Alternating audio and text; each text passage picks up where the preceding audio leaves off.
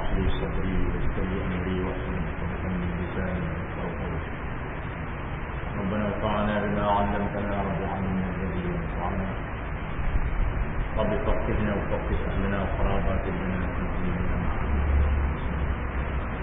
اللهم انا نعوذ بك من علم لا ينفع وقلب لا يرفع وعمل لا ينفع ودعاء باسمك لا تفتح بيننا وبينكم.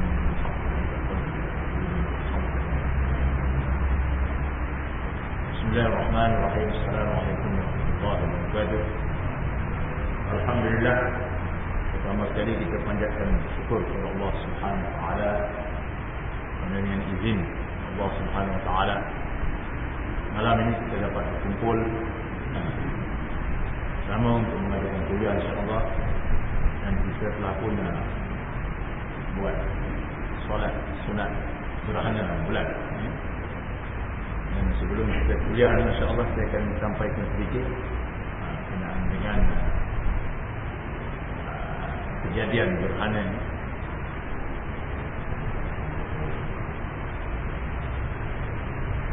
Jadi gerhana ini sebenarnya adalah tanda kebesaran Allah Subhanahu wa taala. Tanda kebesaran Allah Subhanahu wa taala. Firman Allah dalam surah Ali Imran ayat 190. A'udzubillahi minasyaitonir rajim. Inna fi khalqis samawati wal ardi wa ikhtilafil laili wan nahari laayatin liulil albab. Sesungguhnya pada kejadian langit dan bumi dan pada pertukaran siang dan malam itu adalah tanda-tanda kekuasaan dan kebijaksanaan serta keluasan rahmat Allah bagi orang-orang yang berakal. Jadi salah satu tanda kekuasaan Allah Subhanahu wa taala dalam peredaran bulan, matahari dan bumi adalah gerhana bulan. Gerhana berlaku ketika fasa purnama bulan penuh, di mana bumi berada sesatah dengan garisan bulan dan matahari. Ketika itu cahaya matahari yang biasa sampai sepenuhnya ke bulan menjadi terhalang oleh bumi. Tumpukan gelap di permukaan bulan ketika berlaku gerhana sebenarnya adalah bayang-bayang bumi yang jatuh di permukaan bulan. Gerhana penuh berlaku apabila keseluruhan jasad bulan memasuki dalam kawasan umbra, iaitu ketika bulan kelihatan terapung-apung di angkasa dalam keadaan tidak bercahaya. Pemerhati-pemerhati bulan akan dapat melihat warna bulan ketika itu berwarna merah tembaga sebagai kesan pembalikan cahaya dari luar kawasan umbra. Pada malam ini kita berkumpul untuk menghayati kebesaran Allah Subhanahu wa taala dan menunaikan salat gerhana kerana mengikut sunnah Rasulullah sallallahu alaihi wasallam.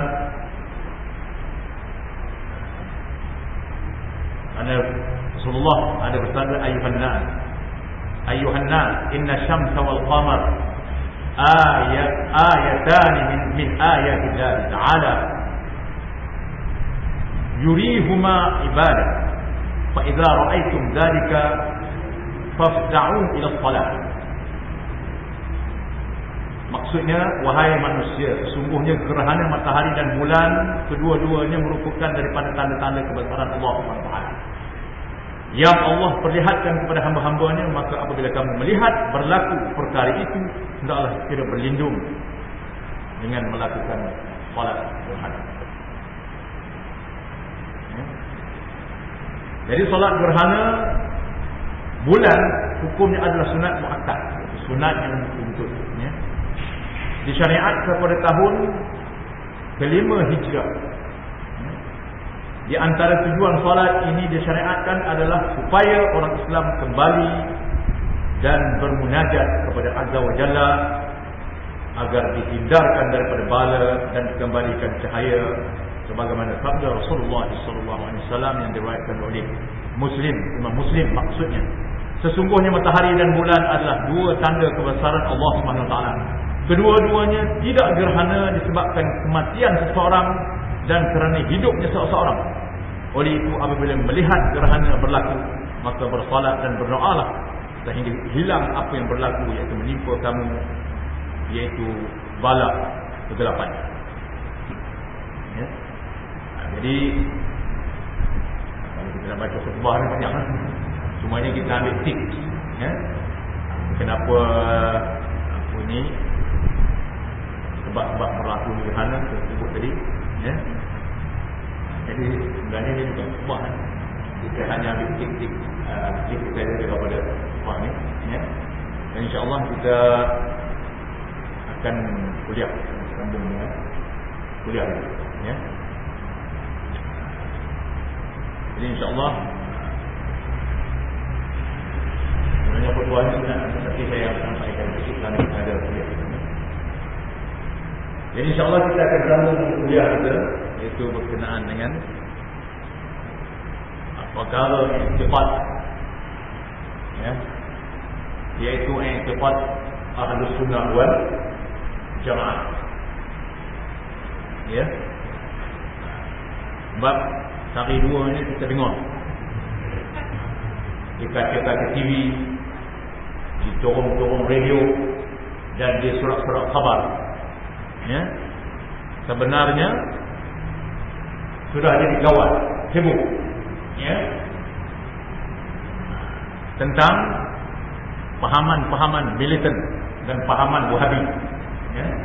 Saya nak perjelaskan kepada tuan-tuan, pahaman Wahabi ini adalah diasaskan oleh Syekh Muhammad Wahab yang didalami oleh British. Ya. So kita kena berhati-hati. Ya. Saya bagi maklumat ni kepada tuan-tuan kerana dengan saya ada maklumat. Ya. Sebab itu saya kena bagi tahu. Ya. Pahaman Wahabi ini adalah satu pahaman yang cukup bahaya, yang boleh memporak-porandakan umat Islam. Ya.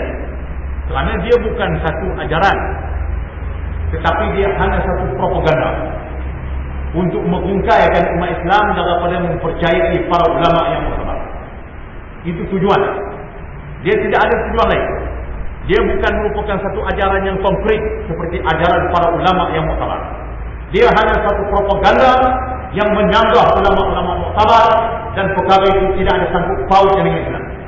Semata-mata kerja yang dibuat oleh musuh-musuh Islam yang kufur dengan Allah Subhanahu Wa Taala.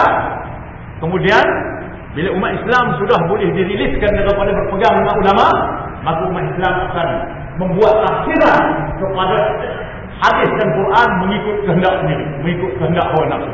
Ya, maka ini adalah tujuan barat. Ya, jadi kita kena berhati-hati benar. Ya. Sebab orang kita mungkin kekurangan maklumat, ya, dan mungkin masa terdekat maklumat-maklumat ini akan tersebar kepada tuan-tuan, ya. Sebab ini sampai satu era yang mana perkara ini tidak boleh ditutup lagi. Kalau sebelum ini ada orang yang cuba mempertahankan Wahabi, maka bersiap sedialah. Sebenarnya Wahabi itu adalah ajaran yang batil yang tidak ada sangkut paut dengan Islam. Ya.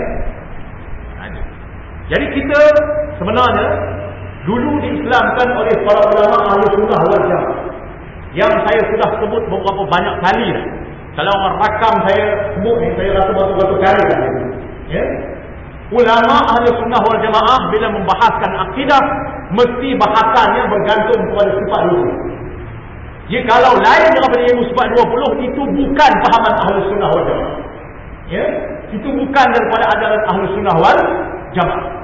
Sebab itulah kita dengar dulu-dulu orang kita ada belajar ilmu sifat 20. Tok-tok nenek kita dulu, mungkin kita tidak mengaji, tak pernah buka kitab, tak tahu, tak kenal kitab Aqidul Najil, tak kenal kitab Faridul Faraid, tak kenal kitab Risalah Tauhid, tak kenal kitab Hidayatus Sibyan dan sebagainya. Ya, kita hanya dengar-dengar. Sebab kita ni banyaknya maaf cakap lah, ini maaf cakap. Ya, kebanyakan kita ni tidak terdedah kepada pendidikan pondok. Ya. Maka kita hanya dengar-dengar khabar sifat 20. Lalu kita pun tidak faham, kita hanya dengar saja, tidak faham perbahasan. Kemudian datang puak-puak Wahabi ini propaganda. Kita pun tak faham. Yang dia tu memang tak faham dah. Memang dia tak mengaji Ahlussunnah wal Jamaah, dia mengaji Wahabi. Ya, dia mengaji Muhammad Wahabi, dia balik jadi ada orang jadi Wahabi dulu. Ya. Itu punanya. Ya. Maka tujuannya tak ada lain, tujuannya politik. Itu sudah. Tujuannya politik semua. Ya. Kemudian dia bohong pula. Nabi Muhammad itu politik. Ya. Memang benar Nabi Muhammad ada menjalankan siasat. Dia panggil siasat saja. Tapi bukan politik Islam. Bukan. Politik yang ada ni adalah Yahudi. Penjajah menjajah dia. Kemudian dia balik, dia tinggalkan kita tu benda. Ya. So kita kena faham benda ni. Ini bukan dalam Islam. Dia bukan dalam Islam. Sebab wujudnya parti-parti politik itu selepas kita dijajah, bila penjajah balik tinggal sistem tu maknanya penjajah. Sebab itu kita tak pernah dengar Rasulullah ada pelihara Yahudi. Kebir, buruk-buruk kabar, buruk-buruk kabar. Apa lagi nak buruk-burukkan Islam Islam? Itu jauh lagi daripada Rasulullah buat. Ya? Sebab itu kita dengar para ulama dulu, dia bila berdakwah, terutama contohnya ulama yang main dakwah Islam kita. Dia tidak suruh para mesyuara itu turun. Hei para mesyuara, turun kamu. Aku biar jadi raja untuk kafir dia aku ni Islam. Ada ulama yang dakwah itu. Tak ada. Ya. Nah itu. Kalau ulama dulu dia memandang politik itu benda yang nombor satu, nombor terakhir. Dia mari sini dia kata para mesyuara butuh hidup betul dah dia punya raja. Ada itu. Tak ada. Dia dakwah para mesyuara itu biar beriman. Ya. Itu kita kena faham. Dia bukan politik, itu bukan asal. Tapi Wahabi ini politiknya asal. Itu dia punya target dapat kosong. Ya. So kita jangan keliru benda ni. Kita jangan terpinar dengan benda ni. Mungkin di antara kita ni anggap, oh kalau aku sokong ni, besok aku kalau ada kontestan, aku pun boleh panu. Aku pun dapatlah kepentingan. Ini lagi satu cara. Maknanya kita ada niat yang baik. Niat kita bukan nak menegak Allah, tetapi niat kita adalah dunia. Itu niat kita nak betul. Ya. Jadi kita kena faham benda ni. Sebab itu saya cakap ni straight forward je. Saya tak suka menunjuk. Ya. Saya cakap, saya pancung dulu ya. Saya tak mau nak kiah. Ini takut orang marah, takut orang tak boleh terima, takut orang benci. Saya dah cakap, itu terpulang. Tak nak dengar, terpulang. Ya. Saya bagi hujah yang terang. Ya. Ulama yang mengislamkan kita dulu, inilah ilmu dia. Ilmu sifat dua. Kalau siapa nak berani contoh ni, benda ni yang saya kata, sila dia. Saya ada buat ustaz yang banyak. Sebab kalau kita rujuk kepada kitab para ulama yang betul-betul kita mengaji betul-betul, ya, kitab Aqidul Nazim dan sebagainya, memang ulama ni bila bahas akidah dia akan bahas ilmu sifat dua pun. Tapi ajaran Wahabi dia benci ilmu sifat dua. Dia tidak setuju dengan sifat dua. Sebab itu dia orang ni kata, ajaran sifat 20 ni kononnya ajaran Yunani, Greek dan sebagainya. Ya? Siapa dia Yunani, Greek ni? Jangan orang baru. Ya? Ahli falsafah Yunani, Plato, Socrates, Aristotle. Ada ke Plato, Socrates, Aristotle ni ngajar dulu? Mana kita? Ini semua tuduhan Tuhan yang tidak ada asal. Tidak ada asal ni. Ya? Kerana yang musibah 20 ni adalah berpaut dengan falsafah. Ya? Cuma dalam musibah 20 ni kita guna akal untuk menghujah dengan lebih terang, dengan lebih komplit bahawa Tuhan itu wajib wujud, Tuhan itu qidam, Tuhan itu baqa, Tuhan itu mukhalafah dan sebagainya. Jadi puak-puak ni ya, itulah ilmu falsafah. Ya? Jadi mentang-mentang ilmu itu menggunakan akal, dia kata ilmu falsafah. Sedangkan dalam Quran dan hadis berapa banyak Rasulullah kata berapa firman Allah menyuruh menggunakan akal. Ya. Jadi kalau kata guna akal ni, bila guna akal dia ilmu falsafah. Bila guna akal dia ilmu falsafah. Ini pun satu hal juga. Ya. Dia bukan begitu. Ya. Dia bukan begitu. Ya.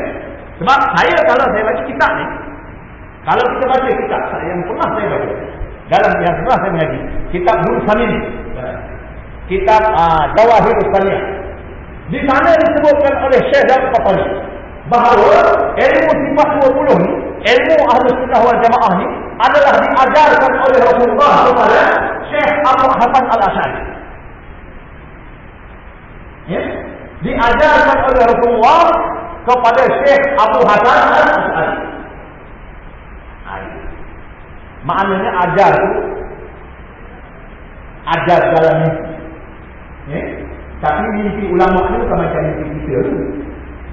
Jangan nak samakan mimpi ulama dengan mimpi kita. Kan? Tapi dah sebut ingat ulama warasatul anbiya. Ulama tu waris nabi. Jadi mimpi ulama bukan macam mimpi kita tu, ulama. Mimpi ulama kita bukan ulama. Ni yang bengong-bengong yang tolong-tolong ni tengok nak ulama juga. Ini masalahnya. Ya.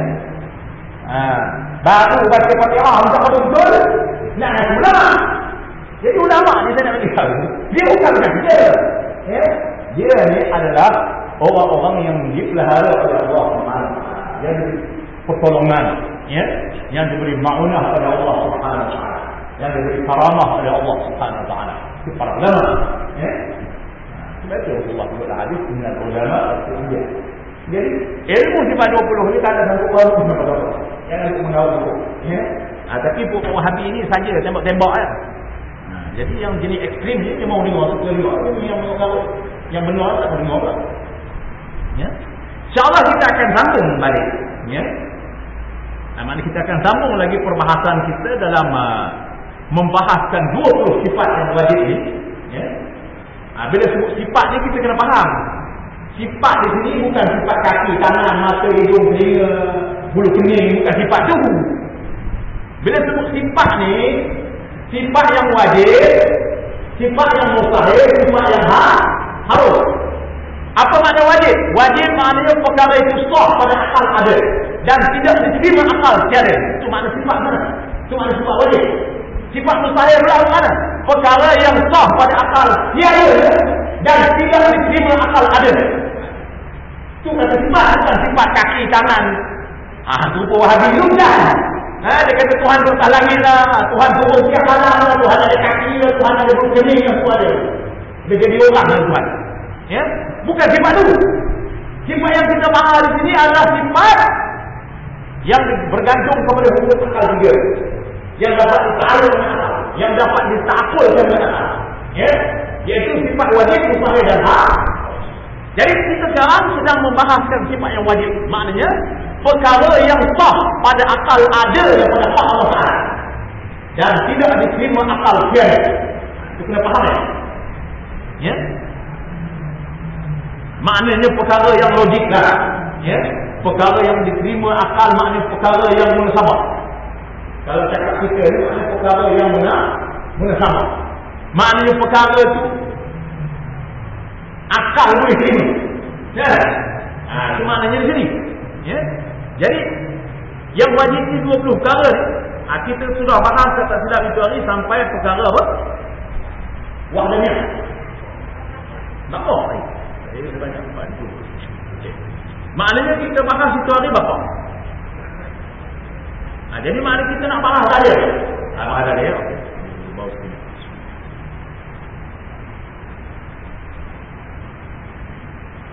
Jadi insyaAllah kita akan baca dalil berapa? Dalil akal. Dan bersama dengan dalil akal. Ya? Gitu. Muka surat 38. Yang rumi dia. Jadi kita ni mengaji nampaknya mengaji tak ada kitab. Anda ada apa? Ya? Tak payah orang kitab. Ya? Orang penduk pun kitab. Ya? Sebab itu saya tuan-tuan, saya ni suka jolok sebenarnya bukan saya nak kira. Ya? Biasalah kita ni kadang-kadang tak nampak. Tak. Macam-macam. Ya? Sebab itu saya cadangkan tuan-tuan. Ya? Saya cadangkan sangat-sangat, bukan main-main. Ya? Ni cadangan saya, ni saya harap sambutlah. Ya? Cuba buat renungan jadi pun. Try mengaji minggu ni tengok. Try kau duduk pondok tu tak apalah, tak seminggu pun banyak kerja, duduk 3 hari. Orang belajar fiqh di bawah kita fiqh. Try mengaji fiqh. Yang kutuk-kutuk Imam Syafi'i pandai-pandai. Mukrai ngaji kitab tak payah tinggi. Hidayatus Subyan. Tak payah ubahlah. Rawdatullah. Apa tu? Itu tinggi tu. Dan bukan kitab Imam Syafi'i tu. Itu kitab hanya kitab-kitab para ulama yang mengikut Imam Syafi'i. Nah. Tapi terai lah ngaji kitab Hidayatus Subyan. Yang tinggi. Nah. Terai nak tengok boleh baca ke tak boleh baca? Duk pandai-pandai makin hama Imam Syafi'i. Ya? Sebab itu saya kata buat makin hama Imam Syafi'i ni, dia tak kena mati lagi. Ya? Dia ingat dia siapa? Ya? Dia pandai-pandai. Yahudi ajar maki, dia pun maki juga. Yahudi ajar maki musuh dulu, dia pun maki juga.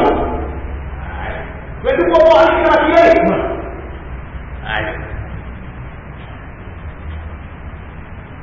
Cara dia pun maknanya propaganda dah. Nak menghilang, nak menghakis, nak mengikis kepercayaan umat ini kepada para ulama. Lepas itu dia pula mengaku ulama. Lepas itu mengaku buat tu. Jadi kita kena berhati-hati. Jadi bila kita nak bahas satu-satu sifat ini, kita dah sebut itu hari, dia ada dia punya ta'arif, ada dia punya dalil. Ta'arif apa tu? Dan malam ini kita nak baca dalil bakar. Tapi sebelum kita baca dalil, kita nak ingat balik, remind balik, apa itu bakar? Apa makna bakar? Jangan duk semut je bakar tapi tak tahu. Kan? Bakar tu apa makna? Bakar tu makna kekal. Makna dia ke? Apa yang kekal? Tuhan lah. Siapa dia Tuhan tu? Allah Ta'ala. Allah Ta'ala itu Tuhan yang kekal. Gitu. Apa makna kekal? Apa makna baqa? Kita dah huraikan di kuliah lepas. Bila kita sebut baqa, maknanya kita menafikan ada kesudahan wujud Tuhan. Itu maknanya. Bila kita kata baqa, maknanya kita menafikan ada kesudahan wujud Tuhan. Maknanya wujud kesudahan wujud Tuhan itu tiada. Itu makna bila kita kata baqa. Apa bila kita kata qidam? Sedia. Apa makna sedia? Maknanya kita menafikan ada permulaan Tuhan. Itu qidam. Bila kita kata qidam, maknanya kita mengatakan kita menafikan ada permulaan wujud Tuhan. Bila kita kata baqa, maknanya kita menafikan ada kesudahan wujud Tuhan. Boleh faham? Dia kena faham ini, tak boleh tak faham. Ya? Kalau tak faham, bermakna macam mana dengan iktiqad? Bila iktiqad tak sah, habis pun tak sah. Amal ibadat pun tak sah. Itu. Ya? Itu iktiqad. Iktiqad ni dia penting. Jangan kita sembrono. Ya? Orang kata Tuhan tu tak lain pun ikut. Orang kata Tuhan ada kaki pun ikut. Orang kata Tuhan ada gerak dia pun ikut. Maknanya sifat yang sempurna, yang tidak ada dalil, yang tidak ada sandaran. Jadi ini tidak ada sandaran. Dan kita akan bahaskan sandaran. Sandaran ada dua perkara, iaitu pertama sandaran akal, dan keduanya sandaran hujah, naqal. Itu dalil Al-Quran. Ya? Gitu. Jadi bila kita kata baqa, apa dalil? Baik. Bila kita nak hujah benda ni, akal kita kena bukti. Sebab itu ayat-ayat ni kadang-kadang dia pulang balik bunyi, sekejap ada, sekejap tak ada, bunyi dia mesti. Tapi sebenarnya dia nak suruh kita berfikir. Itu sebenarnya. Tapi puak-puak yang tak mengaji ni, nombor satunya puak-puak orang ni tak mengaji ni. Dia kata macam mana dia? Sekejap ada, sekejap tak ada. Dia sendiri. Sebab dia tidak faham Quran. Dia tidak menguasai ilmu. Ya? Dia tidak belajar dengan ahli, dia tidak menguasai ilmu, dia tidak faham perbahasan. So dia kata macam mana? Apa pasal ni Tuhan sekejap ada, sekejap tak ada ni macam mana ni? Ini menunjukkan dia tidak faham. Bila kita sebut sifat Tuhan, dia ingat sifat manusia. Sedangkan orang bahas ini sifat wajib bukan bukan sifat kaki, tangan, hidung, mata, sini bukan. Ya? Tu. Kena faham tu. Jadi bila tak menguasai ilmu, tak reti, jangan duk olok-olok lama. Kalau tak reti, belajar. Ya? Belajar dengan orang reti, dengan belajar dengan orang tak reti, dengan orang tak reti, tak reti ajar. Itu. Dia kena belajar dengan orang reti lah. Nak belajar buat urusan. Orang tu tak reti buat urusan. Dia reti buat cukodok. Dia pun ajar, mari sini aku ajar buat cukodok. Dia tak reti, dia buat urusan. Dia kata orang bercana, tapi sebenarnya dia ajar cukodok. Yang kita ni rusak kayu. Tak pernah kenal roti canai, tak pernah makan roti canai, tak pernah tengok roti canai, tak pernah tengok orang buat roti canai. Kita pun percaya. Dia tunjuk macam mana? Mari sini, inilah roti canai ni. Dia pun ambil pupuk. Pupuk air, pupuk garam sikit, kacau, goreng. Dia kata inilah. Kita ni punya kayu. Percayalah. Sebab kita tak pernah makan roti canai. Kita tak pernah tahu roti canai, tak pernah tengok orang buat roti canai. Kita pun percayalah. Dah sampai separuh umur, nak cakap dia, barulah seorang datang kepada kita. Dia kata, jom kita makan canai. Kita pergi tengok roti canai lepek. Kita duduk dalam minta, ini bukan roti canai ni. Sebab kita tak kenal roti canai pun. Member kita yang ada orang itu tipu dia dulu ni. Dia kata inilah roti canai, perhaya dia ada itu pada. Yang orang yang kedua yang nak ajar kita roti canai ni pun susah. Duk kesuar ni. Betul kan? Ya. Ni lah roti canai. Dia kata bukan. Aku tak kenal roti canai ni. Aku dah lama puluh-puluh tahun dah makan roti canai ni. Cara buat roti canai ni, pupuk tepung, pupuk garam, pupuk air sikit, kacau. Goreng itu lah roti canai. Sikit punya susah nak betul ni. Sebab dia dah percaya cokodok tu roti canai. Bahaya. Yang orang yang betul benar ni nak mendedah, nak memberitahu kita pada kita roti canai yang benar. Kita dah percaya cokodok tu je. Ada orang tekor, dia nak mata muka, dia nak putus selera. Biarlah, aku dengan lalu lah, kamu dengan lalu lah. Aku percaya roti canai ni. Mu nak percaya roti canai macam tu dah tak tahu lah. Ini ekstrim. Tak perlu ada orang. Tak mau ni orang tunjuk ajar, tak mau tanya orang. Orang dah tipu dia, orang bagi tahu dia tipu. Ni orang ajar roti canai macam ni, tipu dia tak. Itu kesan dia apabila belajar dengan orang tak. Dia buat ni tu. Lepas tu dia tipu dia. Ya. Jadi bila kita bahaskan di sini, ya, kita balik kepada kitab. Kita kena fikirkan. Bila kita bawa hujah ni, kita kena fikirkan. Jadi ayat ni mungkin nampak macam maju mundur. Sebenarnya ayat ni, ayat-ayat dalam kitab ni, dia suruh kita berfikir. Macam mana ya? Dalil apa? Baik, kita baca. Iaitu dia kata, jikalau tidak wajib bagi Tuhan bersifat bapa, nescaya ternafi daripadanya bersifat tidak. Maknanya, kalau Tuhan itu tidak bapa, apa maknanya? Sudah tentu dia akan binasa. Kalau tidak bapa, maknanya sudah tentu dia binasa. Ya? Ini akal ni. Ini akal yang kita fikir. Kalau Tuhan tidak bapa, sudah tentu dia binasa. Kalau binasa, yang binasa itu baru. Yang binasa itu baru.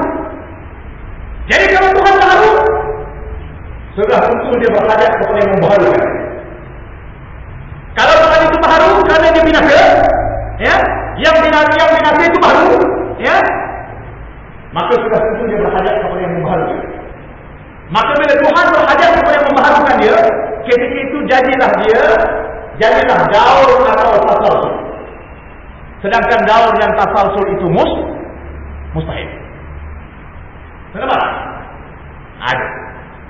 Jadi saya nak nasihat pada tuan-tuan. Kalau nak orang boleh, akal kena cair. Orang Sabah kena cair. Orang Kedah kena cair. Dia bukan main-main, ya. Tapi nampak tu, kalau kita tak sungguh, kita nampak macam main-main. Macam mana ni? Sekejap Tuhan, sekejap ayat tu sebut Tuhan binasa, sebab sekejap sebut Tuhan kekal. Sebenarnya itu hukum akal. Sebab akal kata kalau Tuhan tidak kekal, sudah tentu dia binasa. Kalau binasa, yang binasa itu baharu. Kalau baharu, nescaya dia berhadap kepada yang membaharukan dia. Ketika itu jadilah daur atau tasawuf. Sedangkan daur dan tasawuf itu mustahil setelah sabit Tuhan itu tidak. Sebab itu ayatnya di sini dan di sini, jikalau tidak wajib bagi Tuhan bersifat baqa, nescaya ternafi daripada dia bersifat tidak. Kita lihat. Maknanya kalau ternafi baqa, ternafi juga tidak. Ini bukan senang ni nak nampak ayat atas. Ya. So mudah-mudahan Allah Taala buka akal kita. Biar dia betul-betul boleh bertanya. Al-fikru siradul qalb. Fikir itu perintah. Ya. So bila akal boleh memutuskan, ya, hati akan jadi tentram. Dia peranan dia, akal ni macam menteri. Hati ni macam raja. Menteri ni tukar macam raja ni nak ngomel. Ibarat ini jelas, ya. Jadi akal ni dia berfikir. Jadi bila akal berfikir memutuskan menjatuhkan hukuman kepada sesuatu, maka hati akan jadi tenang. Dengan kepercayaan, dengan keputusan yang dibuat oleh akal dia. Karena akal itu buat sudah tentu benda itu paham, sudah tentu benda itu jelas, sudah tentu benda itu benar. Ya. Jadi akal kata, kalau Tuhan tidak kekal, nescaya jadi. Kalau Tuhan binasa, yang binasa itu baharu. Itu sifat hal. Yang binasa itu sifat hal. Maka kalau Tuhan itu baharu, nescaya Tuhan itu berhajat kepada membaharukan dia. Ketika itu jadilah daur atau tasalsul, dan ternafilah sifat tidak. Sedangkan daur dan tasalsul itu mustahil. Karena telah sabit bahawa daur dan tasalsul itu mustahil, maka sabitlah Tuhan itu tidak. Maknanya bila sabit baqa, bila sabit tidak, maka sabit juga baharu. Kalau ternafi baqa, ternafi tidak. Ya? Alasan ini dia berkait-kait. Dia berkait-kait. Jadi bagi kita-kita yang mungkinlah akal kita tu tak berapa tajam, ya. Jadi akal ni sebenarnya penting, ya. Sebab kita belajar matematik sekolah, bagaimana akal berfikir. Formula ni. Itu akal, ya. Itu kelebihan akal. Jadi di sini kita gunakan akal ini untuk mempertahankan perkara-perkara bid'ah daripada berlaku. Perkara-perkara sesat daripada berlaku. Masa Nabi dulu dia tak payah ada ni, ya. Nabi dulu lain, ya. Nabi dulu dia cakap je, kerana kekuatan yang ada pada diri dia, kekuatan wahyu pada Rasulullah, ya. Tetapi setelah kemudian Rasulullah wafat, berbagai-bagai pihak, berbagai-bagai pemikiran, berbagai-bagai pahaman cuba menyerang ajaran Rasulullah. So yang mempertahankannya kena guna, ya. Jangan pula kata orang yang guna akal ni bebal. Kalau yang guna akal ni bebal, apa hal? Yang guna akal ni bebal. Ini pun satu hal, dakwa yang bukan-bukan, ya. Didakwa pula kononnya orang yang guna akal ni bebal. Ini Wahabi juga lah, ya. Orang yang guna akal lah tadi. Takkan yang orang yang guna akal bebal lah, ya. Jadi alasannya apa dia? Kerana adalah wujud Tuhan pada ketika itu wujud yang harus. Maknanya harusnya mana? Harus ada, harus binasa. Mana? Sebab kalau Tuhan tidak takwa, dia akan jadi harus. Maknanya walaupun dia ada, tapi harus bagi dia. Ya? Dengan sebab harus dia ada, tidak harus sama sekali dia. Kerana itu akan membatalkan iktikad kita tentang batal. Ya? Jadi Tuhan itu tidak wujud dalam keadaan harus. Tuhan itu wujud dalam keadaan wajib. Wujudnya yang qidam, wujudnya yang baqa. Wujudnya yang qidam maknanya tidak didahului oleh dia, wujudnya yang baqa maknanya tidak akan didatangi oleh dia. Ya, kena faham, ya. Jadi kalau Tuhan wujud wujud dalam keadaan harus, maka yang harus itu tidak ada wujudnya melainkan harus. Yang wujud dalam keadaan harus ni harus seperti kita ni. Walaupun kita ada langit, bumi, bulan, bintang, cakrawala, wujud kita ni dalam keadaan harus. Maknanya walaupun kita ada, satu masa boleh menerima tiada. Ya, boleh menerima kebinasaan. Ya, tapi wujud Tuhan dia ada. Jadi kalau wujud Tuhan serupa dengan wujud makhluk, maknanya jadi makhluk Tuhan. jadi makhluk ada. Gitu. Sebab itu wujud Tuhan tidak dalam keadaan harus, ya, tapi wujudnya dalam keadaan wajibat. Wujudnya yang qidam, wujudnya yang baqa. Jadi tiada yang baharu itu melazimkan, makna tak dapat tidak. Melazimkan itu makna tak dapat tidak. Jadi wujud yang baharu makna tak dapat tidak berkehendak kepada yang membaharukan dia dan membawa kepada daur dan tasasul. Ya, membawa kepada daur dan tasasul juga, iaitu mustahil.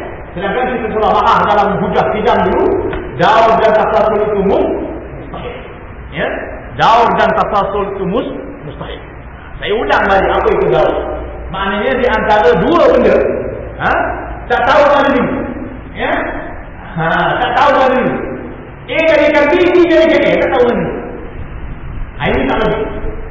Begitu juga tasasul, maknanya merangkak-rangkak tadi. Tak jumpa wujud. Ini pun mustahil, tak masuk akal. Jadi wujudnya daur dan tasasul ini perkara ini tidak diterima akal itu. Mustahil itu. Jadi bila mustahil itu, maknanya mustahil juga Tuhan itu baharu. Kalau Tuhan baharu, dia akan jadi daur atau tasasul yang mustahil. Jadi telah sabit bahawa Tuhan itu tidak. Ya. Sebab itu dia kata membawa kepada daur dan tasasul juga iaitu mustahil. Baik, habis hujah ini. Ya. Ini hujah yang kedua pula supaya kita lebih cerah, lebih senang faham, ya. Dan lagi faedah ulama usuluddin. Ya. Ini faedah ulama usuluddin dan mudah-mudahan bila kita belajar ini jadi faedah. Kan? Bila kita dah belajar, kita dah nampak benda dengan akal juga, maka akan jadilah hujah kita akan jadi kaedah kita. Ya? Walaupun disebut di sini kaedah ulama usuluddin, tapi oleh kerana kita mengikut perjalanan ulama usuluddin, dia akan jadi kaedah kita. Ya? Dia akan jadi kaedah kita fikir dulu. Gitu. Jadi apa dia? Kaedah dia. Tiap-tiap yang wajib qidam, maka mustahil. Tiap-tiap yang wajib qidam, maka mustahil ada. Apa makna tiap-tiap yang wajib qidam? Maksudnya di sini, zat Tuhan itu telah wajib bagi dia qidam. Zat dan segala sifat-sifat Tuhan itu telah wajib bagi dia bersifat dengan qidam. Maknanya tiada permulaan. Maknanya tidak didahulu oleh dia. Ya, maknanya tak pernah dia. Bila sebut qidam, bermaknanya tidak didahulu oleh dia. Jadi tiap-tiap perkara, iaitu zat dan sifat Tuhan itu telah sabit bagi dia qidam. Maknanya tidak pernah tiada. Maknanya qidam itu tidak didahulu oleh dia. Ataupun cakap kita tidak pernah tiada. Tak pernah tiada. Jadi mustahil adam. Maknanya tidak diterima akal dia akan tiada. Sebab dia tak pernah tiada.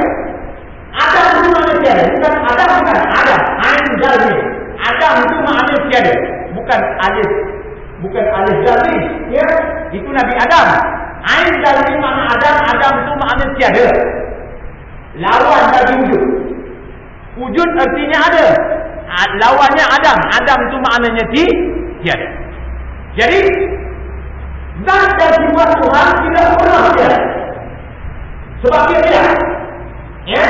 Tidak bermaknanya tak pernah tiada. Maka bila dia tidak pernah tiada, maka dia takkan menerima tiada. Takkan menerima Adam, maknanya takkan menerima tiada kerana dia tak pernah tiada. So boleh faham? Saya tak tahulah, saya dah pegang. Jelas pulang. Ya? Sama ada kita berminat atau tidak, pulang. Ya? Saya nak tekankan ini perkara akidah yang wajib kita percaya, yang wajib kita ikut tentang Allah Ta'ala. Jangan hanya pandai sebut Allah. Sebut Allah tu orang kafir semua mesti. Tapi iktiqad dia tentang Allah tu betul. Sebab itu semua macam kayu tokong ni. Sebab dia tak kenal Allah. Jadi maksud di sini kita sebut Allah tu kita kena iktiqad perkara-perkara ini adalah hak Allah. Wujudnya, keidamnya, baqa'nya, mukhalafahnya, qiyamuhu binafsihi, wahdaniyahnya, qudratnya, iradatnya, ilmunya, hayatnya. Ini adalah sifat-sifat ataupun perkara-perkara apa yang wajib kita iktiqad pada hak Allah Subhanahu wa taala. Bukan hanya sebut Allah. Sebab itu la ilaha illallah yang disebut tu maknanya tiada yang bersifat ketuhanan melainkan Allah. La ilaha illallah tu makna lafaznya ialah tiada Tuhan melainkan Allah. Tapi benar maksudnya ialah tiada yang bersifat dengan sifat ketuhanan melainkan Allah. Maknanya yang lain daripada Allah tidak ada sifat ketuhanan. Hanya Allah saja sifat ketuhanan. Sebab itu sifat ketuhanan itu dengan belajar. Sebab itu ulama susun makna ketuhanan itu istighna 14 perkara, iftiqar 11 perkara.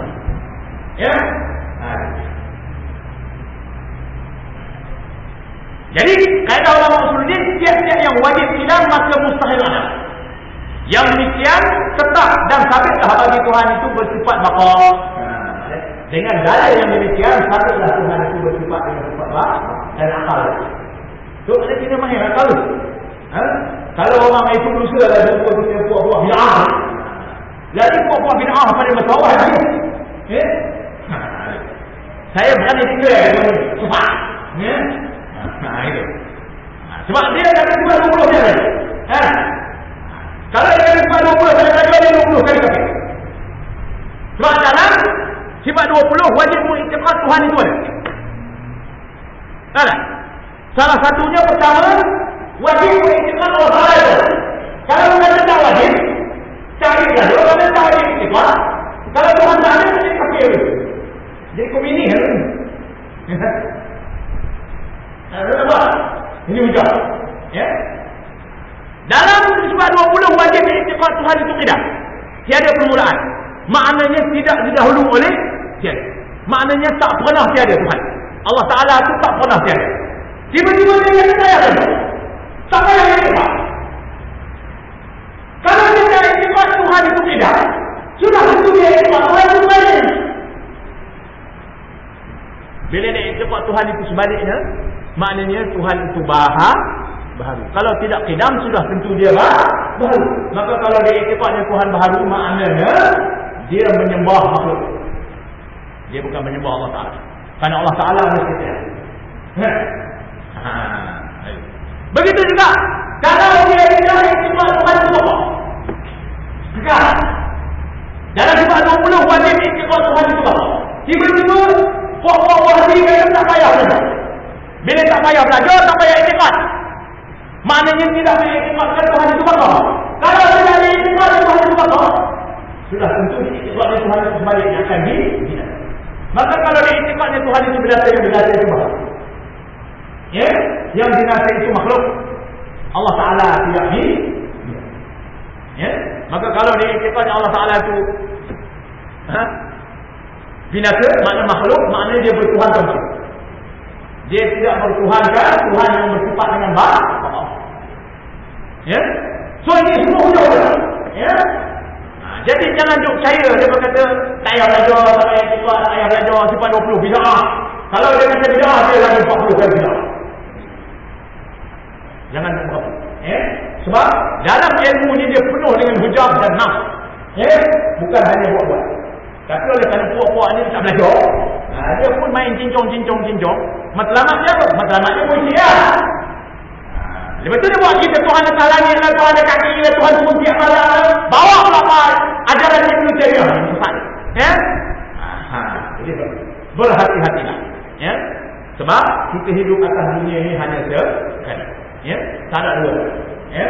Kalau sesat kali ini, masuklah kita dalam golongan yang Tuhan kata alladzina dhalla sa'yuhum fil hayatid dunya wa hum yahsabuna annahum yuhsinuna sun'a.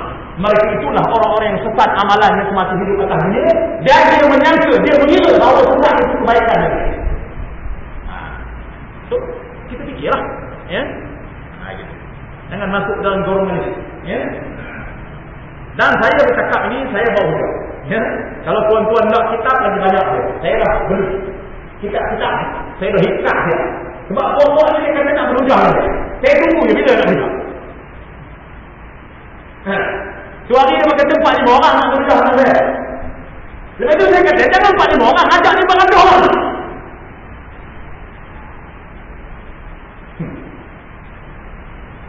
Kalau dia ada 500 orang, kalau dia orang, mana dia kalau dulu. Itu tujuannya. Buat pokok ni dia politik semua. Dia bukan nak mempertahankan kebenaran. Dia semata-mata politik. Saya ada kawan-kawan di pondok saya kerana dia pun bagi tahu saya. Pokok ni, dia pernah ada orang pondok dia berhujah. Mula-mula dia kata 10, salah 10. Belah dia 10, belah sini 10. Lepas itu, dah sampai masa dia potong. Dia kata 5-5.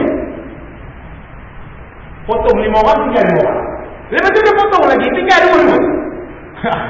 Lepas itu dia buat cerita. Kalau dia sebab menjadi, kata dia benar. Ini ya politik. So saya nak bagi tahu, politik ni dia bukan nak pertahankan kebenaran. Dia nak pertahankan kepentingan. Jadi kita jangan tersilau dalam ini. Kita jangan tersilau. Ya? Politik ni sebenarnya ilmu Yahudi. Gitu. Kalau ilmu Islam dia mesti tanggung Allah Ta'ala. Tapi cara dia macam dia jadi lepas itu potong tengah. Lepas itu lalas lagi. Ya? Ini cara politik. Jadi kita berhati-hatilah. Jangan kita terkeliru antara politik dengan ajaran. Ya? Ajaran Islam dia tak wujud. Dia mesti ada hujah. Ya? Ini tak berani nak berhujah lagi. Ya? Jadi baik, habis dah kita bahas benda ni. Ya? InsyaAllah maknanya dah habis dah. Ya? Lagi keadaan ulama yang demikian, tetaplah Tuhan itu, sabitlah Tuhan itu bersifat dengan bapa. Dan dari naqli Quran menyebut, ya, kullu man 'alaiha fan wa yabqa wajhu rabbika dzul jalali wal ikram. Ini ayat surah Ar-Rahman ayat 26. Kita buka gitu. Artinya tiap-tiap satu yang ada di atas muka bumi ini semuanya binasa. Maknanya harus bagi dia binasa. Adapun yang tidak binasa 10 perkara manusia dah terpenuhi, iaitu arah, kursi, qalam, syurga, neraka, Lauh Mahfuz, roh manusia, jasad para anbiya, jasad orang mati syahid dan ujub zalat 10 perkara. Ini tidak binasa. Ya? Tetapi harus bagi Tuhan untuk membinasakan dia. Tapi dia tidak akan maknanya kuasa Tuhan untuk membinasakan dia. Jadi ayat ini sebenarnya kullu man 'alaiha fan, maknanya tiap-tiap suatu yang ada di atas muka bumi ini semua binasa. Ya, maknanya harus binasa. Harus binasa, ya. Dan berkekalahlah zat Tuhan. Wajhu itu maknanya zat Tuhan. Jangan diikut Ibn Taymiyah wajah ada maknanya yang itu. Lu berkerah pedang. Orang kata wajhu itu zat, dia kata muka juga. Jadi kalau tafsir muka ni wajah macam muka. Budak kecil tu. Ngampai ada sekolah Arab tu wajahun muka, ainun mata, udunun telinga, sarun mulut. Wajahun tu ada muka, wajah. Jadi kalau wajah tu diambil lampah tu wajah, Tuhan ada wajah, Tuhan ada muka, Allah. Maknanya muka Tuhan besar. Kaki, tangan, hidung, mata semua binasa. Ini pun tak wajib. Selain itu ulama mentakwilkan wajah itu dengan makna zat tu, zat dan sifat-sifat Tuhan itu tidak binasa. Wa yabqa wajhu maknanya kekallah zat Tuhanmu yang bersifat maha tinggi lagi maha mulia. Ya. Jadi maknanya kena takwil. Wajah tu kena takwil. Walaupun makna lapas tu muka, tapi ulama mentakwilkan dengan makna zat. Ya. Jangan ikut pula wajah muka. Ya. Jadi Ibn Taymiyah tu. Ya. Enggak. Maka dalam kitab I'tiqad yang saya bawa tu, kitab I'tiqad Ahlus Sunnah wal Jamaah yang ditulis oleh Kiai Haji Surajuddin Abbas, ulama Ahlus Sunnah besar Indonesia. Ya, dia memasukkan Ibn Taymiyah ni ke dalam golongan Mujassimah yang mengukurkan Tuhan itu dengan makhluk. Ya. Jadi jangan kita ikut-ikut. Banyak lagi ulama lain yang lebih hebat dari kita ini ikut dia. Jadi cukup di sini, insya-Allah kita akan sambung tentang perkara Duduk kidam baqa mukhalafatuhu lil. Maka kita masuk perkara keempat ini amat penting. Ya. Saya nak peringat tuan-tuan, kita sudah hadis 3, wujud, qidam, baqa. Dan kita insya-Allah setiap akan datang akan bahaskan perkara mukhalafatuhu lil hawadith. Bersalahan Allah Taala itu dengan segala yang baik. Ya. Lil hawadith maknanya tidak serupa Allah Taala itu dengan segala yang baik. So yang hawadith itu kita kenal. Kalau tidak, macam mana kita nak menafikan bahawa Tuhan itu serupa dengan segala yang baik? Jadi yang baharu itu kita kena kenal. Al-hawadith itu kita kena kenal. Ya, insya-Allah sekali ini kita akan bahas dengan detail sudah akan datang supaya kita tidak masuk dalam iktikad yang menyerupakan Tuhan, mentasbihkan Tuhan dengan makhluk. Jadi perkara mukhalafah ni kalau kita buka dalam kitab Aqidun Najim karangan Syekh Zainal Abidin Al-Fatani, dia bahas yang panjang. Dia kata naklah kamu belajar benar-benar, naklah kamu capai benar-benar iktikad mukhalafah. Ya, kerana kalau tidak maknanya dia akan berbagai-bagai fitnah sampai ke atas dunia ni pun fitnah, dalam kubur orang fitnah, dia bermakna dia pun akan datang fitnah. Ya. Sebab itu kita kena betul-betul tahqiq bahawa Tuhan itu, Allah Taala itu mukhalafatuhu lil hawadith. Tidak serupa dia dengan segala yang baik. Jadi untuk itu kita tangguhkan dulu insya-Allah kuliah kita. Insya-Allah kita tangguh dan kita sambungkan di minggu akan datang insya-Allah. Ya, wabillahi taufiq hidayah. Assalamualaikum warahmatullahi wabarakatuh. A'udzubillahi minasyaitonir rajim. Bismillahirrahmanirrahim. Alhamdulillahirabbil alamin. Wassalatu wassalamu ala sayyidina Muhammad asyrafil anbiya'i wal mursalin wa ala alihi wa sahbihi ajma'in. Allahumma arinal haqqa haqqan warzuqna ittiba'ahu wa arinal batila batilan warzuqna ijtinabah.